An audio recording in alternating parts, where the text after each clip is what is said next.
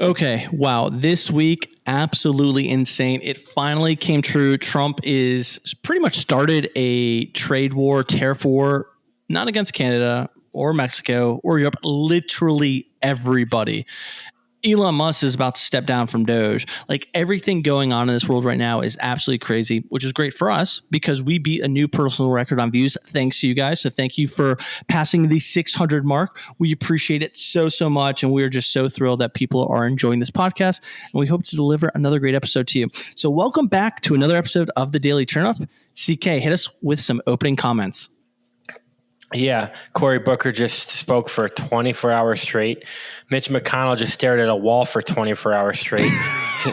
So you can watch either of those two guys or listen to us for 24 minutes. I think we're a lot more economical and efficient with, what you'll get out of it. I love it, CK. I love it. I really hope we have a really good conspiracy corner this week. I'm looking forward to it. Always. Perfect. BG, what do you got for us? Man, CK, MR, thanks again for having me on. Listeners, subscribers, thanks again. This is awesome. Love doing this in our free time. I can't believe all of the craziness occurring in the economic macro environment right now globally. Trump did signal he's willing to make deals to lower tariffs, but we'll see if that actually happens. So really excited to talk with you guys here in the next 20 minutes or so. BG, I love it. And let's start off there. Let's talk a little bit about Trump's tariffs. It's pretty much the biggest thing going on in the world right now. Who heard of Ukraine? Not us. What's going on with trying to make Canada 51st state does not matter. The only thing that matters in the world right now is this tariffs war. So let's get into Day. it. Yeah, Liberation Day. Lib Day for short.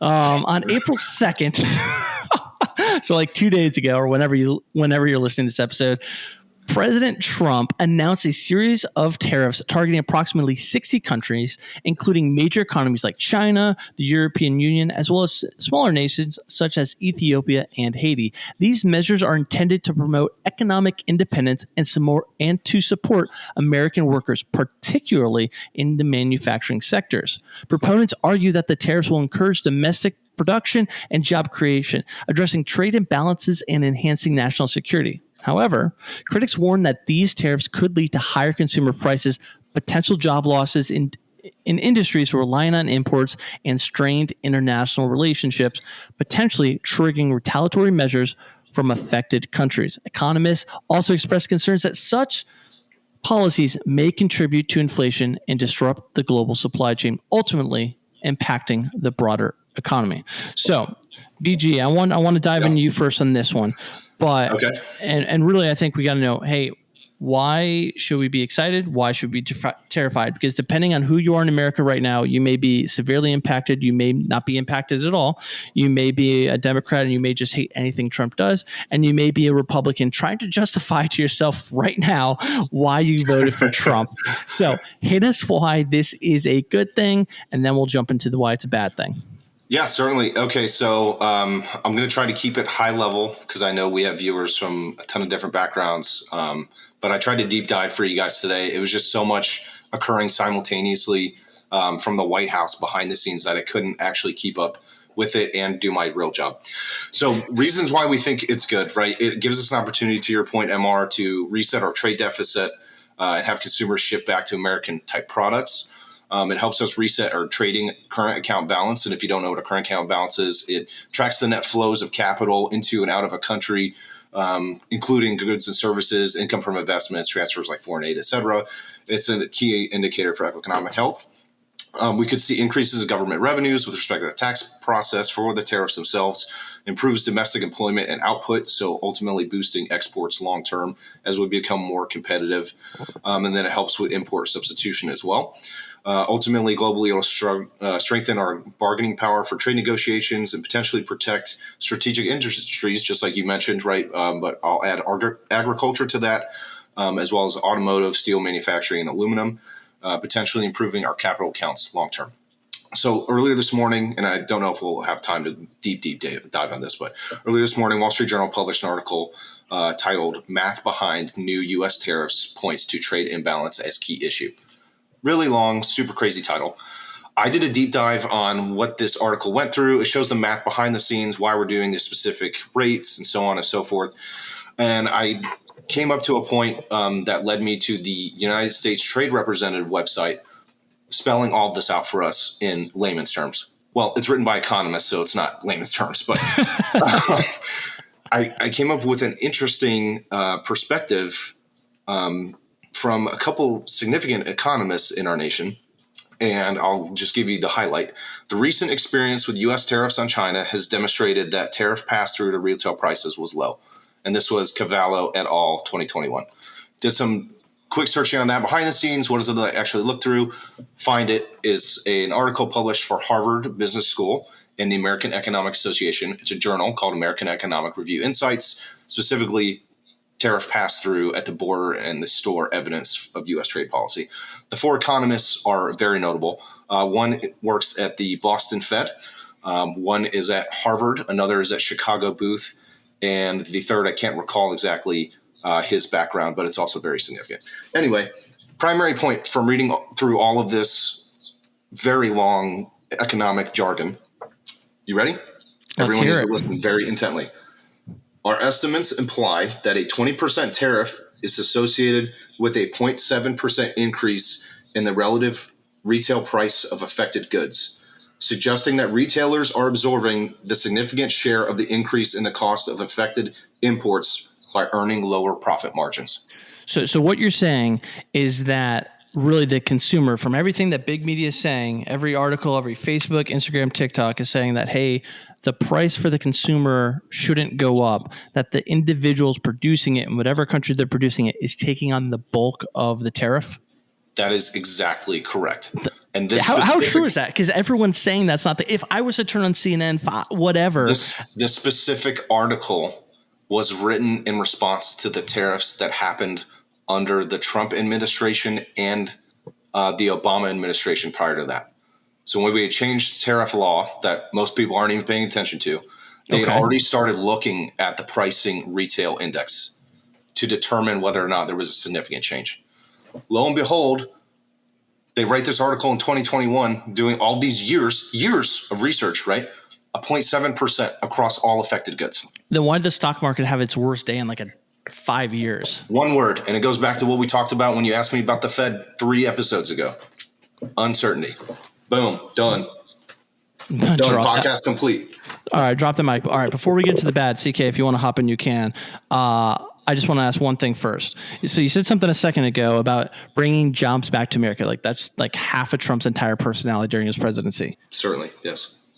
Why or will Americans do those jobs, right? If they're jobs that are outside the country, are Americans really going to want to do that job? That is a great point. I think depending on what we're able to advance, here's ultimately what I think, and this might be BG conspiracy theory talking, right? Banker mindset. Ooh, tinfoil hat is on. Tinfoil hat on. It is possible that as we move manufacturing jobs back to the United States and we require more skilled labor with advanced robotics and the implementation of AI in factory systems, the only human beings capable of doing that at a cost that enables their specific skill set would be in the United States. I actually don't think that's too much of a conspiracy.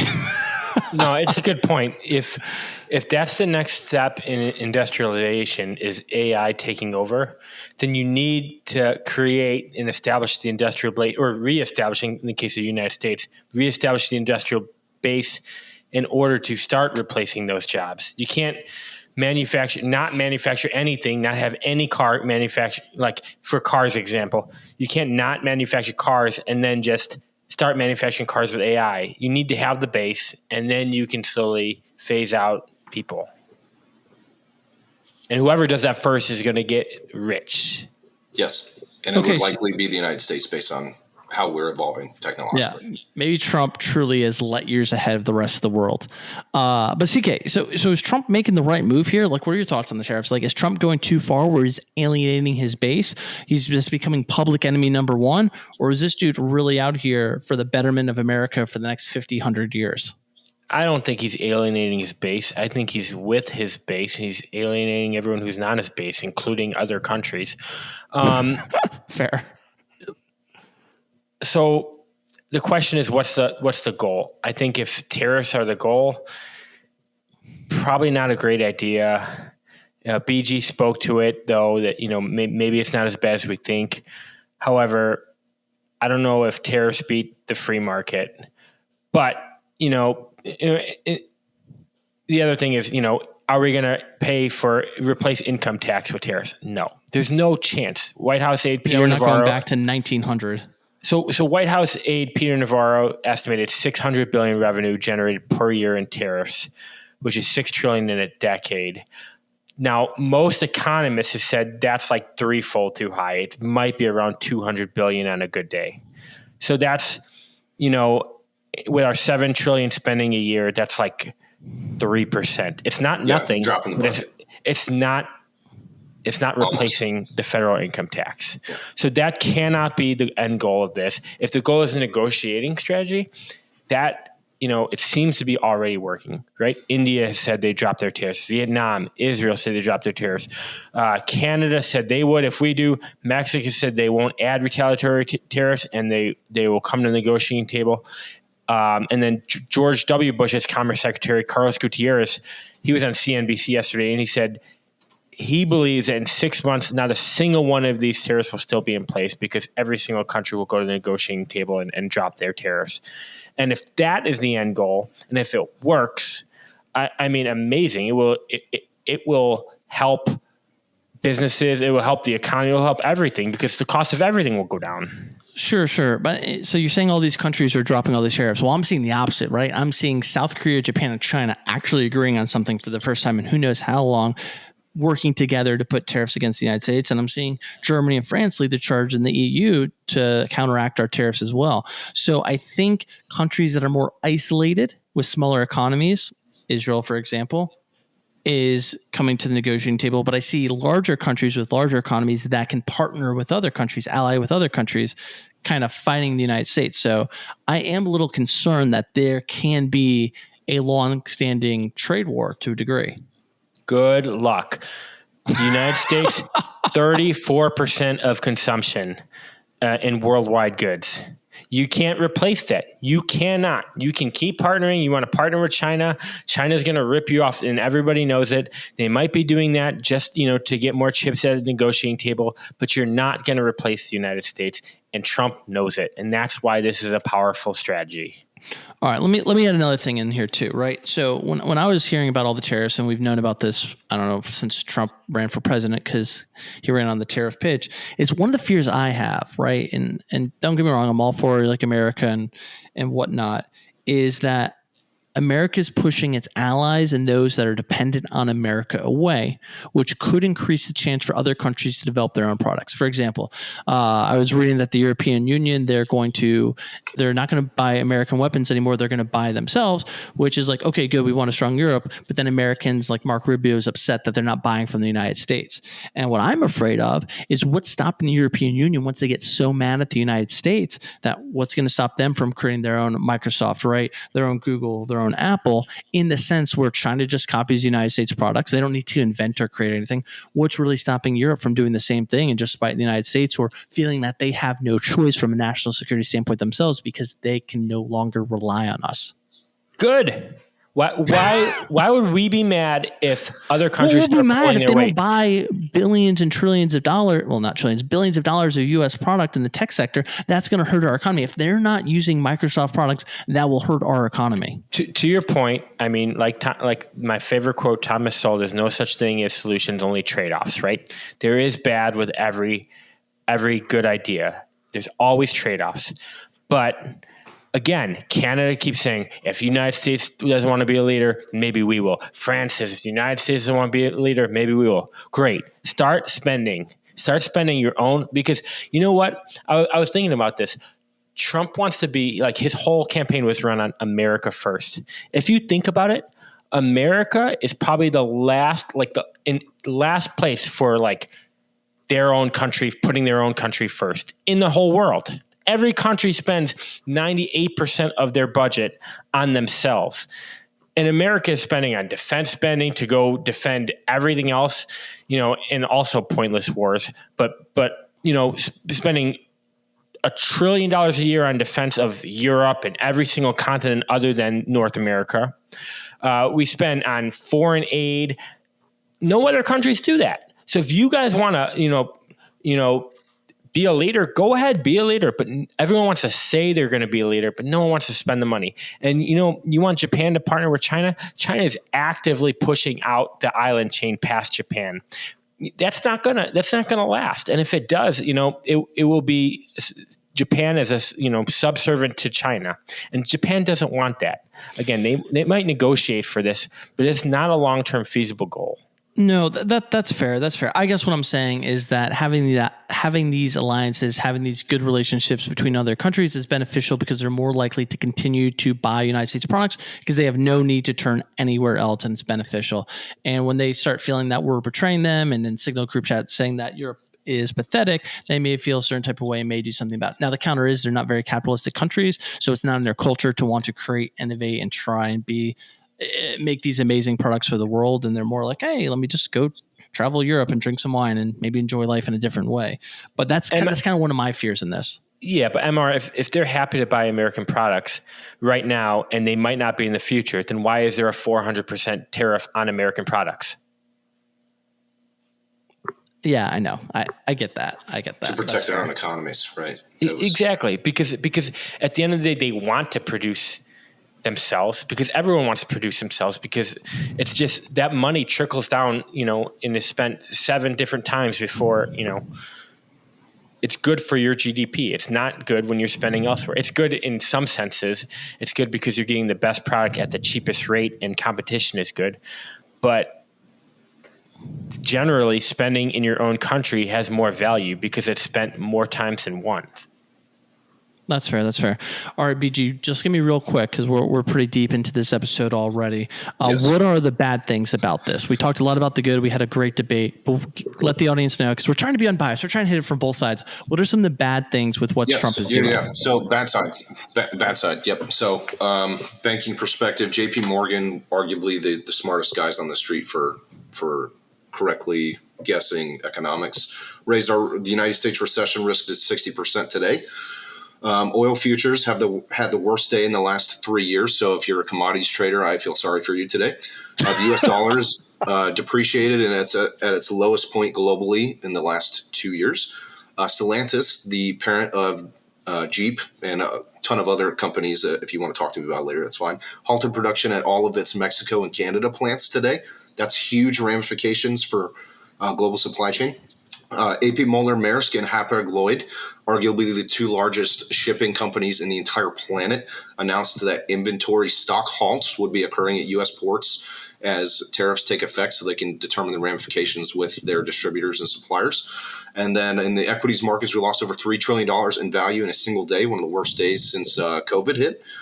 We're seeing potential problems in bonds and treasury markets for global trade.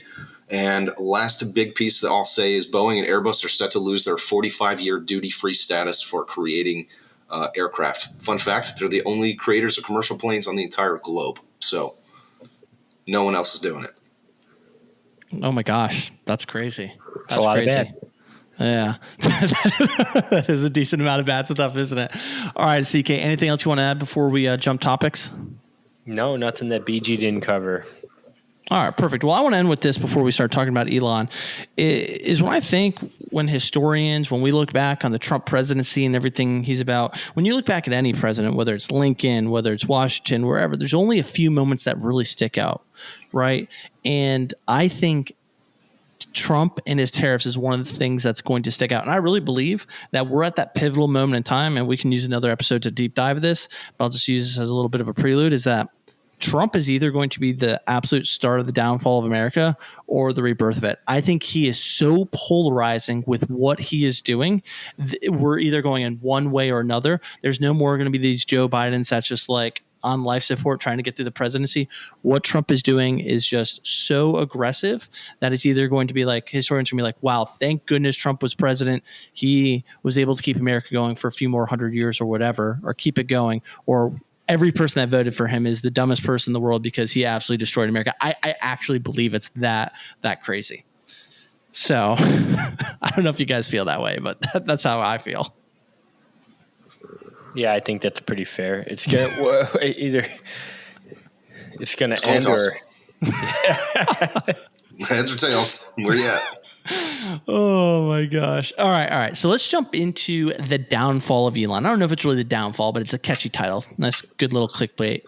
So Elon Musk is, the renowned co-founder of PayPal. He's leading SpaceX to achieve reusable rockets and commercial spaceflight. And he's steering Tesla to the forefront of electric vehicle industry. And by the way, he acquired Twitter, rebranded it X, and he co-founded ventures like Neuralink and OpenAI. This dude is in every sector of the world right now. How he is running so many different businesses is absolutely insane. And so recently, though, let's say in last 3-6 months, Musk's popularity has declined due to his political engagements, notably his advisory role with President Donald Trump's administration and leadership of the controversial DOGE, the Department of Government Efficiencies. This association has led to public protests and boycotts, contributing to a 13% drop in Tesla's first quarter vehicle deliveries and a significant decrease in favorable ratings. Critics argue that his political involvement has distracted him from his business ventures, negatively impacting Tesla's brand image and financial performance. Now, Elon Musk is preparing to step down from DOGE. So, CK, let's first talk Elon and DOGE before we hop into Tesla and everything happening with that. So, with Elon stepping down from DOGE, is he making the right move? And was his tenure a success or a failure? That's two great questions. So first, why is he stepping down? Right. The biggest reason, apparently, there's a limitation as a special government employee because, he wasn't elected or he wasn't selected officially, through Congress. So his role is restricted to 130 days under federal law. So he intends to exit once this period concludes. Next, he says that by the end of May, he'll be complete with $1 trillion cut from the federal deficit, there's no way that's going to happen. Yeah. And finally, he wants to focus on private ventures. That's, you've already covered that. So I've done some research and I think they've cut about $105 billion. Still impressive. It is impressive in 3 months, but, in the grand scheme, there's a lot more to do. I think the biggest issue is he's finding more and more that he's Don Quixote chasing windmills. And, I thought that might have been the good metaphor, but windmills that metaphor is like the windmills were fake. The adversary is real in this. There is waste and there is overspending, and that's an actual problem. It's just not a problem that he can tackle in a make-believe role as a DOGE supervisor. I like in a different quote, St. Paul said, "Therefore, I do not run like someone running aimlessly. I do not fight like a boxer beating the air." That's what Elon is like. He's shadow boxing. He's fighting no one because the real fight, it's in Congress. If they want, if you want to cut spending, the bills have to be, when they sign the bill, who holds the power of the purse? They need to cut. If you want to cut the Department of Education, then why did you just 2 weeks ago fund the Department of Education? If you want to cut USAID, then why did we sign a continued resolution funding USAID? And so every single time Musk makes headway, the courts block it because the money was already allocated. And the problem is Trump backed the last continued resolution. Mike Johnson led it. He wrote it. So I think he's seeing diminishing returns as the head of DOGE. And also, I think probably Elon is just tired of being the villain.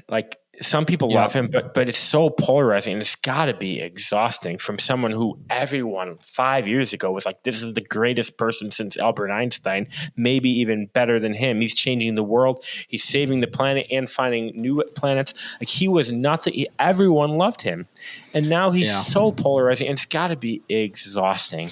Yeah, I think you hit something really important there. I really honestly agree with everything you said, but not even 5 years ago, 3 years ago, even 2 years ago, the left loved Elon. He was leading the electrical vehicle front. He was doing all these amazing things, and they turned quickly. And yeah, he still is. And there's so much hatred for him. And I think it's so unjust. Is he a perfect person? Absolutely not. Is he arguably one of the smartest people on the planet? Absolutely. Is he running more businesses than any other person on the planet? Yeah, probably. And Elon was on the Joe Rogan podcast, I think 3-4 weeks ago. Please look it up. And he basically said, I'm coming after essentially the deep state. I'm coming after all the fraud, waste, and abuse, all the corruption, everything. And Joe, they're going to kill me because of it, because I'm destroying all the bullshit that they created. And instead of killing him, the media and those controlling social media are basically using those platforms to turn the general public against Elon and just have them kill him financially and his reputation. I mean, you have them burning Teslas on the ground, and we'll talk terrorism of that in a second. But I think there's just so much pressure that he has no choice but to step down, or Tesla, SpaceX, and X are all just going to collapse because he can't win this multi-front war. I actually don't agree with that. All right, let's hear it. I don't think he's worried about the Tesla stock. Jeff Bezos famously came out and said, everyone was freaking out. Amazon went from $130 a share to $6 a share. And everyone was like, you guys are done. What are you doing? You're running this company in the ground. He said, all of the internals in the company were great. Everything was perfect.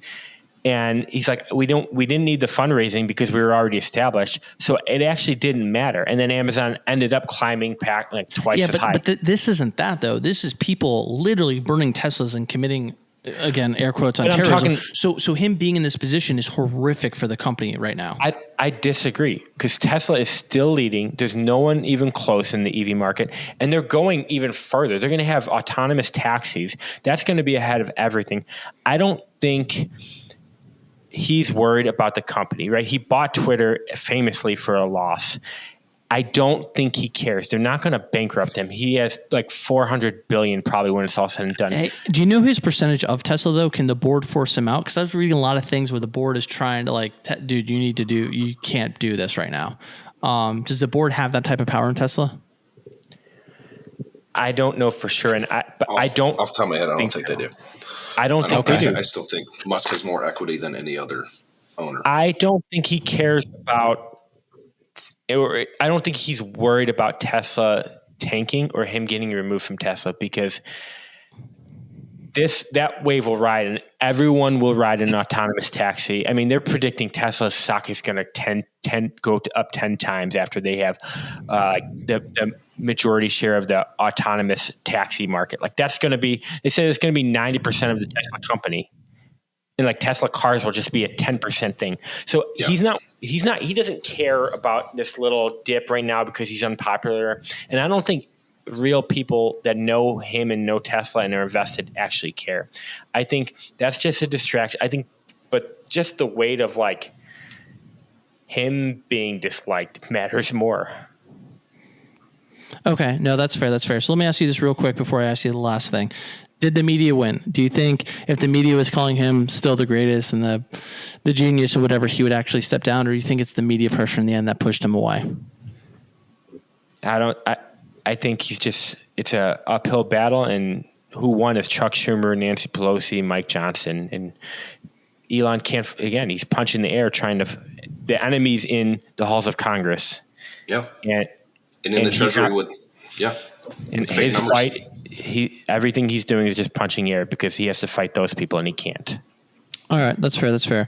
And then before we pivot to our last topic, I spoke a little bit about Tesla terrorism. I don't know how we want to define terrorism and talking about those committing vandalous acts on vehicles or hurting people that own Tesla stocks. And, we always compare the left and the right, and we'll do this on this podcast as well. When the right gets upset, they boycotted Bud Light. They're currently boycotting Snow White.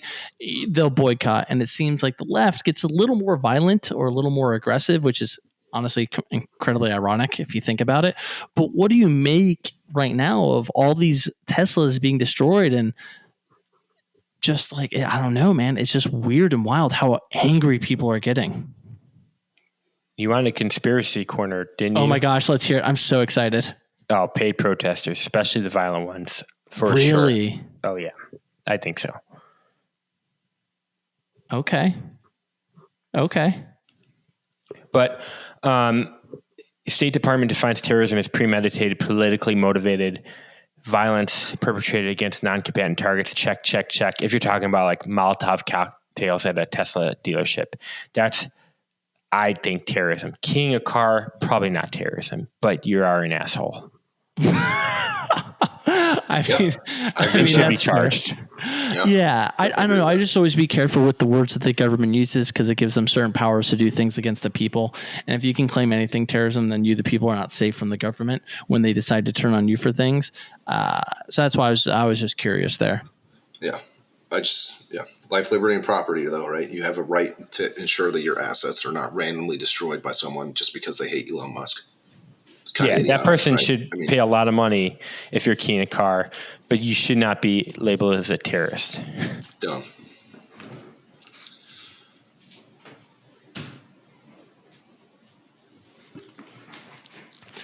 Okay, so let's pivot over to our last topic, which is, and CK, this is by request of you. So on March 31st, so a few days ago, Marine Le Pen, hopefully I said that name correctly, the leader of France's far-right National Rally Party, was convicted by a Paris court of embezzling 2.9 million euros in the European Union funds. The court found that between 2004 and 2016, Le Pen and 20 party officials misused these funds by employing individuals as European Parliament assistants who were, in fact, working for the party.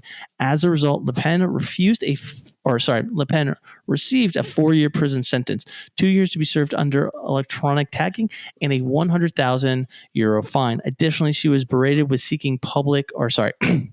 Additionally, she was barred from seeking public office for 5 years, effectively disqualifying her for the 2027 presidential election. Le Pen has denounced the ruling of political decision and denial of democracy, asserting her intent to appeal. Despite the appeal, the ban on her candidacy remains in effect during the process. In response to the verdict, National Rally President Jordan Bardella organized a peaceful rally protesting the decision. French President Emmanuel Macron emphasized the importance of the judicial independence and the universal right of appeal, stating, "The law is the same for everyone." So, CK, is this the right decision or an abuse of power? Are they silencing the opposition and just throwing her in jail? Yeah, last week we spoke about how it seemed like these mass migrations were all happening at the same time. It seems like people are getting put off the ballot all at the same time. Romania just did this. Romania had a Georgescu, I don't know if I probably botched that name. He was a very conservative running for president. He was in the runoff, scheduled runoff. And then the courts, the Supreme Council of National Defense, came out that Russia was interfering with the election with coordinated TikTok campaigns, canceled the runoff, and then removed Georgescu from the ballot. Wow. And what do you know? When there's no competition, the Liberal Party wins. And France, it's the same thing. Brazil did the same thing. Their conservative president, they removed him from the ballot all the way through 2030. They tried to remove Trump from the ballot, and the Supreme Court overturned it in Colorado. I guarantee you if Colorado would have won that, all of the other left-wing states would have followed suit. So it is a playbook. It's a really dangerous playbook. I think if that playbook works, it's going to be the end of democracy in the free world. Because it's just, how can this be your solution? How can this be? I'm at a loss for words. Maybe she hired people in a different role than they should have been. So now the people can elect that person as president. Let the people decide if that was egregious enough to get off the ballot. Let the people decide that. Yeah, I don't know, man. I think it's a super fair point, and it's very hard where to draw the line. I do agree with you on the whole Trump thing. If he got barred from Colorado, California would have followed suit, Washington would have followed suit, and it's almost like a domino effect. And it would have been interesting to see if it would have gone to the Great Lakes states as well, which are very, very much swing states. I don't know. It's really tough, man. Did she commit a very serious crime? What do we define as serious? Or is this just a way to stop? I mean, we all have our feelings about Macron in France. I don't know. I'm not in the weeds enough, but unless this was a very serious crime, I mean, shit. Didn't Trump just get he he broke a ton of laws, right? Isn't that what happened when he was trying to get impeached? Yeah, election. Yeah, exactly. And he still ran, and the people decided that, hey, we don't think this is big enough of an issue. We still want this guy to lead our nation because we think he can overall do a better job. That's called democracy, MR. Yeah, that's fair. And it does feel that they were afraid that she could have won. And it does feel in a way that it is silencing the opposition. Yeah. What you didn't mention in your intro is that she is or was the front runner. She was leading in every single poll. Oh, wow. That's even worse. And wait, did the public know about this? Did they know that she committed this or didn't commit it, but is being said that she did? Accused, that's the word I was looking for. I mean, the court case has been ongoing. The public knew, and she was still leading in the polls. Why? Because they're tired of Macron and they're tired of that party. But they not only removed her, they removed 20 other people, and they barred them from any future elections. That's crazy. Dystopian. Shit, man. So what's next for France? What's next for this country? Because they want to be leaders of the world. They want to be leaders of Europe. We've talked about it so many different times. What's next for them? My question is, what's next for the rest of the world? Are more countries going to follow suit? I mean, what is that famous quote? One man, one vote, one time. If you vote the wrong person in one time, right, it's the end of democracy. And that's the scariest part of democracy. That's fair. That's fair. All right, guys. I appreciate this amazing discussion. We ran long like we normally do. BG, I want to hear your closing thoughts. A lot of uncertainty out there in the world. I will say whatever you're seeing in the news, don't panic. If you're involved in any of the Midwestern storms or in the south of the U.S., I advise that you listen to the National Weather Service and seek shelter when you need to. Be safe out there, y'all. Crazy world we live in. Appreciate it, man. Appreciate it. CK? Wisconsin just had a big Supreme Court race. Oh my gosh, you just took mine. I was going to say that. Oh my gosh. I would expect some gerrymandering to move some seats from Republican to Democrat so that they can control the House. They can flip easily 2 seats just in Wisconsin alone. Oh, dude, that's not even what I was going to say about it. So AP News and a bunch of CNN and a bunch of others, when the Wisconsin Supreme Court, when the individual won, they literally said, I screenshot on my phone, this is a win for Democrats. And I was like, oh, tell me our judges aren't corrupt. Tell me our judges aren't bought out by political parties. Like, this is so obvious. All the news stations are literally posting it. Yep. It's insane. The reason why they're happy with that judge, and Obama was praising it, and everyone, is because the next goal is gerrymandering the districts, redistricting Wisconsin, so that 2 votes flip from Republican, 2 House seats flip from Republican to Democrats, and then they can block Trump and everything. Yeah, I mean, that's why Elon was spending so much money there. But it's just, I don't know, man. It's so freaking obvious. It's absolute insanity. But then I'll leave on this. I saw that Trump announced or came out with his $5 million golden ticket. It was super cringy. Like, it was just so cringy. But we could talk about that later. Oh, the new gold card Visa design. Yeah. Oh my God, it's so cringy. But everyone, thank you so much for listening to another episode of the Daily Turnup. We appreciate it so much. We have so much fun making these episodes, and just thank you so much. If you didn't listen, we probably wouldn't do it. I don't know if our parents can support our ambition for doing this. So thank you to the 600 that listened. Thank you for the dedicated 150. I have not forgotten about you. One day I will do something about it. Maybe if we can actually monetize this channel, I can drop a link in and people can buy swag from there. So be a part of the growth. But as always, thank you so much for listening, and I hope you have a great rest of your day.